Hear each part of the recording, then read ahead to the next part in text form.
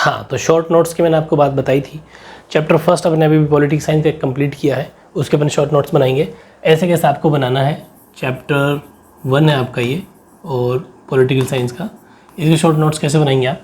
सबसे पहले बिल्कुल ईजिली एक मैप की तरह छोटा सा, सबसे पहले शॉर्ट में लिखेंगे आप आज़ादी, है ना, हम इंडिपेंडेंट कब हुई, हर छोटी बात लिखनी है जो जो इस चैप्टर के अंदर है। तो अपन आप लिख देंगे 14-15 अगस्त, ठीक है, 1947, ब्रैकेट में लिख देंगे मिडनाइट। मिडनाइट का मतलब होता है आधी रात, ऐसे प्रॉपर तरीके से लिख देंगे। ये होगी एक बात। आज़ादी को मिलते ही हमारे जो फर्स्ट प्राइम मिनिस्टर बने वो पंडित जवाहरलाल नेहरू बने, जवाहरलाल नेहरू, ठीक है, ये हमारे स्वतंत्र भारत के फर्स्ट प्राइम मिनिस्टर। इसके बाद में अपन ने बात की थी हमारे सामने जैसे हम देश आज़ाद हुए, आज़ादी के होते ही हमारे सामने 3 चैलेंज आए, ठीक है, तो यानी कि 3 चैलेंज आए। 3 चैलेंज की अगर मैं बात करूं, यानी कि 3 चुनौतियां हमारे सामने आई, ठीक है। तो 3 चुनौतियां कौन कौन सी आई उसको देखो। फर्स्ट, यूनिटी की, बिल्कुल शॉर्ट में बनाना है। यूनिटी का मतलब होता है हमारे सामने इतनी संस्कृति थी, कल्चर था हमारा, उसको बचाना बहुत ज़रूरी थी। एकता की कमी, ये हमारे समस्या चैलेंज था कि कैसे बना के रखेंगे। और यूनिटी के साथ में सेकंड जो थी वो थी डेमोक्रेटिक सेटअप की, ठीक है, डेमोक्रेटिक सेटअप यानी कि लोकतांत्रिक व्यवस्था, ये हमारे सामने सेकंड चैलेंज था, लोकतांत्रिक व्यवस्था का। और तीसरी थी गरीबी, पॉवर्टी को हटाना, यानी कि आर्थिक विकास, ठीक है, इकोनॉमिकल डेवलपमेंट, वो भी इक्वली होना चाहिए सबका, आर्थिक विकास। बिल्कुल शॉर्ट में है, मतलब इसके बारे में आप बहुत सारी चीज़ें फिर क्या लिख सकते हो, इक्वल या फिर इकोनॉमिकली लिखना है, सॉरी, इकोनॉमिकल डेवलपमेंट, ये हो जाएगा, ठीक है। इक्वली डेवलपमेंट या फिर इकोनॉमिक डेवलपमेंट, ये भी बहुत ज़रूरी है, आर्थिक विकास। ये बात हमारे सामने 3 हमारे सामने चुनौतियाँ आई। फिर हमने बात की थी मुस्लिम लीग, ठीक है, मुस्लिम लीग की। तो मुस्लिम लीग जो है ये चलती थी 2 नेशन थ्योरी पर, 2 नेशन थ्योरी, ठीक है, बिल्कुल पूरे चैप्टर का सारा जाएगा, यानी कि द्विराष्ट्र सिद्धांत, द्विराष्ट्र सिद्धांत पर चलती थी। क्या है द्विराष्ट्र सिद्धांत, वो मैंने आपको बहुत अच्छे से बता रखा है। द्विराष्ट्र सिद्धांत का मतलब ये होता है कि इन मुस्लिम लीग ने कहा कि भारत कोई एक कौम का देश नहीं है, भारत के अंदर 2 कौम रहती है और वो है हिंदू और मुस्लिम। ये बात इन्होंने इस 2 नेशन थ्योरी के अकॉर्डिंग कही। इसीलिए बोले, मोहम्मद अली जिन्ना वगैरह नहीं बोला कि हमें मुस्लिमों को एक अलग देश यानी कि पाकिस्तान की हम मांग रखते हैं। इन्होंने इसीलिए पाकिस्तान की मांग को रखा इस 2 नेशन थ्योरी के अकॉर्डिंग। और इस 2 नेशन थ्योरी की ही ऐसा मान लो कि वो एक बात थी, इस वजह से आंदोलन छिड़ गया। और हालांकि कांग्रेस ने इस 2 नेशन थ्योरी को मानने से इनकार कर दिया था, लिख सकते हो साइड में छोटा सा, कांग्रेस ने हालांकि इसको मना कर दिया था। तो शॉर्ट, बिल्कुल छोटी छोटी बातें डॉट बना के, कांग्रेस ने इस बात को, इस 2 नेशन थ्योरी वाली बात को नहीं माना था, मना कर दिया था। फिर भी फाइनली इसकी बात माननी पड़ी और 14-15 अगस्त 1947 को 2 नेशन बने, भारत और पाकिस्तान, ठीक है, मतलब भारत का विभाजन हो गया और भारत पाक नाम के जो 2 देश है वो बन गए, ठीक है। इसके बाद में अगर मैं बात करूं, इतना हमने लिख दिया। अब जैसे ही भारत और पाकिस्तान का विभाजन हुआ तो हमारे सामने कुछ कठिनाइयाँ आई, ठीक है, डिफ़िकल्टियाँ आई। डिफ़िकल्टीज़ क्या क्या आई, ये कठिनाइयाँ हैं विभाजन की, ठीक है। विभाजन का मतलब हो गया डिवाइडेशन जब हुआ था भारत, इंडिया एंड पाक, ठीक है, इंडिया एंड पाक का जब डिवाइडेशन हुआ था तो उस टाइम पर हमारे सामने कौन कौन सी प्रॉब्लम्स आई थी, उस प्रॉब्लम को हम देखेंगे, ठीक है। वो कौन कौन सी प्रॉब्लम आई थी उसको हम इसके अंदर रखेंगे। तो हमारे सामने बेसिकली 4 प्रॉब्लम आई, या फिर ऐसा मान लो कि लोगों के सुझाव भी आए, हमने ये देखा कि क्या किया जाए। तो फर्स्ट थी रिलीजियस मेजॉरिटी, ठीक है, रिलीजियस मेजॉरिटी यानी कि धार्मिक बहुसंख्यक।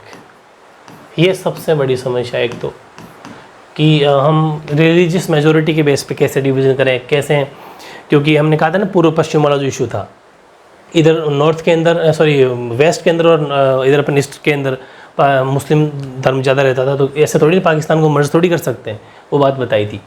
और सेकंड जो थिंग थी वो ये थी कि बहुत सारे ऐसे मुस्लिम जो हैं, बहुत सारे ऐसे मुस्लिम हैं वो पाकिस्तान में जाना ही नहीं चाहते, ठीक है, जाना नहीं चाहते। ऐसा मान लो कि राजी नहीं थे, राजी नहीं, शॉर्ट में बिल्कुल ये राजी नहीं थे मुस्लिम।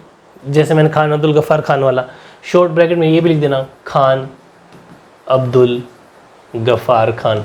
इससे क्या होगा, आपको याद आ जाएगी कि अच्छा ये वो वाली स्टोरी जो मैंने आपको शानदार तरीके से सुनाई थी, खान अब्दुल गफ़ार खान, एग्जाम्पल हो जाएगा। और तीसरी जो समस्या आई थी वो आई थी बंगाल की और पंजाब की, ठीक है, पंजाब एंड बंगाल, ये भी एक समस्या थी हमारे यहाँ पर, ठीक है। और फाइनली जो चौथी जो समस्या या कठिनाई थी वो थी अल्पसंख्यकों की, माइनॉरिटी, ठीक है, माइनॉरिटी की बहुत बड़ी समस्या यहाँ पर थी। कैसे, बॉर्डर के उस पार और बॉर्डर के इस पार, दोनों तरफ ही माइनॉरिटी रहती है, अल्पसंख्यक रहते हैं। इधर मुस्लिम माइनॉरिटी में थे, उधर हिंदू माइनॉरिटी के अंदर थे। और ये बड़ी समस्या थी कि इनको कैसे इस समस्या को मेटा जाए। 4 कठिनाइयाँ ये थी, कैसे इसको इधर लाया जाए, उनको कैसे उधर भेजा जाए। बहुत ईजी है, ऐसे थोड़ी सी बातें और इस चैप्टर में रह जाती है, आप इसका एक बार स्क्रीनशॉट ले लीजिए। हाँ, नेक्स्ट आप शॉर्ट नोट्स बनाएंगे, वो बनाएंगे कॉन्सिक्वेंसेज ऑफ पार्टीशन, विभाजन का परिणाम। तो परिणाम 5 थे, बहुत ईजी था इसलिए मैं लिख दिया है। पहला, आबादी का स्थानांतरण यानी कि माइग्रेशन ऑफ पॉपुलेशन, पहला इशू था। दूसरा, घर बार छोड़ने की मजबूरी, फोर्स टू, मैंने आपने कहा था ना 80 लाख के करीब घर बार छोड़ दिए लोगों ने। महिलाओं तथा बच्चों के साथ अत्याचार हुए, ठीक है, वो अगेंस्ट वुमेन एंड चिल्ड्रन। और हिंद वायलेशन 5 से 10 लाख लोग मारे गए थे। और भौतिक संपत्ति का भी बंटवारा हुआ था, ठीक है। ये चीज़ बहुत इजी है, 5 चीज़ आपने उतार ली होगी, सिंपल है। और अब अपन जो नेक्स्ट बात करने वाले हैं वो बात है कि अब विभाजन हो गया, उसके परिणाम अपने देख लिए। अब बात है रजवाड़ों की, ठीक है, रजवाड़ों की। ये बात आपको इजीली फिर समझनी है। रजवाड़े बोल दो चाहे प्रिंसली स्टेट्स बोल दो, ठीक है, प्रिंसली स्टेट्स। इन रजवाड़ों की या प्रिंसली स्टेट्स की या फिर देशी रियासतें भी बोलते हैं इसको, ये उस टाइम पर 565 थी।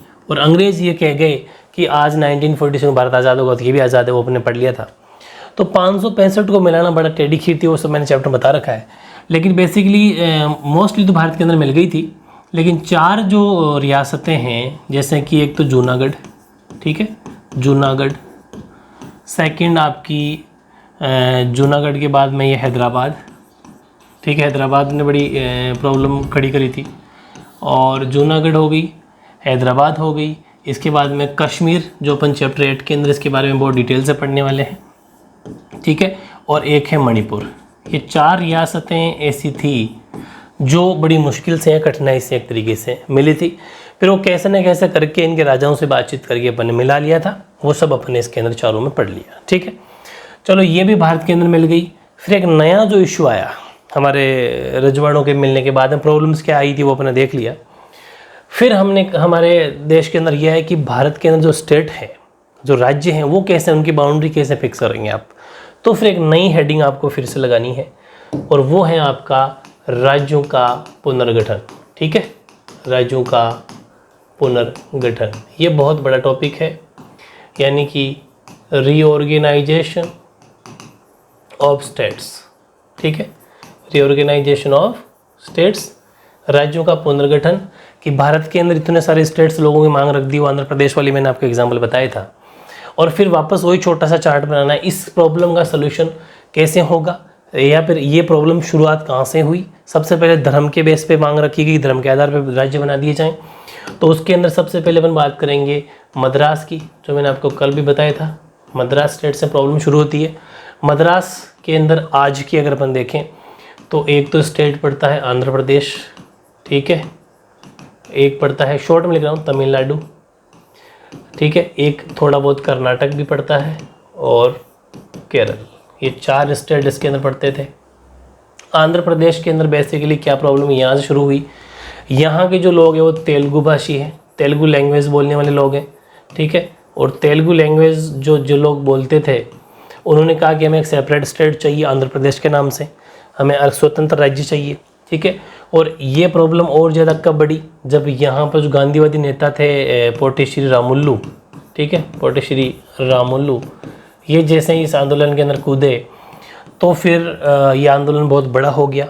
56 दिन का इन्होंने 56 डेज़ के बाद में फाइनली इनकी 15 दिसंबर 1947 को इनकी 1952 को 15 दिसंबर 1952 को इनकी डेथ हो जाती है आमरण अनशन के दौरान ही।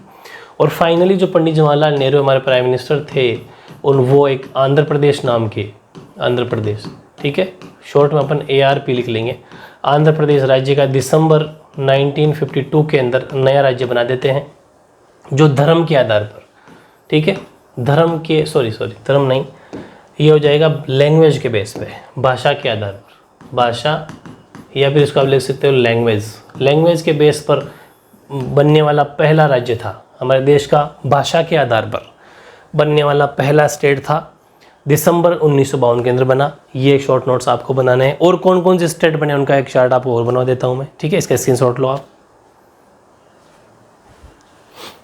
और अब एक छोटा सा चार्ट बनाना बहुत आसान है, बिल्कुल स्टेप बाय स्टेप चलेंगे। सबसे पहले मैं बात करता हूँ 1960 की, 1960 की, फिर बात करूँगा 1963 की, मेरी अकॉर्डिंग पढ़ना आप 1963, फिर बात करूँगा 1966 की, 3 साल का गैप, 60, 63, 66, 60, 63, 66, यहाँ पर हमारे जो मतलब इन 14 राज्य और राज्य पुनर्गठन आयोग वाली बात बता दूँ, हाँ छोटी सी वो रह गई, चलो वो पहले लिख लेते हैं, उसके बाद में इस चार्ट पे आऊँगा मैं। फिर हमारे सभी PM मिनिस्टर ने, सभी प्राइम मिनिस्टर ने कहा था कि भाई ये तो झंझट हो जाएगा, फिर हमारे नेताओं ने क्या करा, सभी ने मिलकर कहा कि राज्य पुनर्गठन आयोग बना देंगे, ठीक है, यानी कि स्टेट रीऑर्गेनाइजेशन कमीशन, ये बना दिया, ठीक है। और इसको हमारी सरकार ने बनाया कब, बनाया 1953 को, ठीक है, 1953 को बनाया, ठीक है। और ये तो अधिनियम ऐसा मान लो कि बनाया गया 1953 को, और ये एक्ट कब बना, कानून कब बना, राज्य पुनर्गठन आयोग एक्ट या कानून, ठीक है, एक्ट कब बना, वो बना 1956 को, वेरी इंपॉर्टेंट बात, ठीक है। तो स्टेट रीऑर्गेनाइजेशन एक्ट बना 1956 को, और वैसे इसको बनाया गया था 1953 को सेंट्रल गवर्नमेंट के द्वारा। सेंट्रल गवर्नमेंट का मतलब हो गया केंद्र सरकार, ये छोटी सी बात आप साइड में लिख लेंगे। और इसके बेस पे हमारे देश के अंदर 14 तो स्टेट्स बने, यानी कि 14 तो राज्य बने, और 6 यूनियन टेरिटरी यानी कि केंद्र शासित प्रदेश बने। ये अपन लिख दिया राज्य, और ये हो जाएंगे केंद्र शासित प्रदेश, ये बात अपन ने लिख ली, ठीक है। अब बात करते हैं अपने चार्ट की तरफ बढ़ते हैं अपन। ये देखो ईयर वाइज चलेंगे, इसमें क्या मामला है, 1960 के अंदर 63, 66, हाँ इसमें देखो 1960 की मैं अगर बात करूं तो सबसे पहले जो स्टेट टूटे थे बम्बई, ठीक है, बम्बई नाम का राज्य हुआ करता था।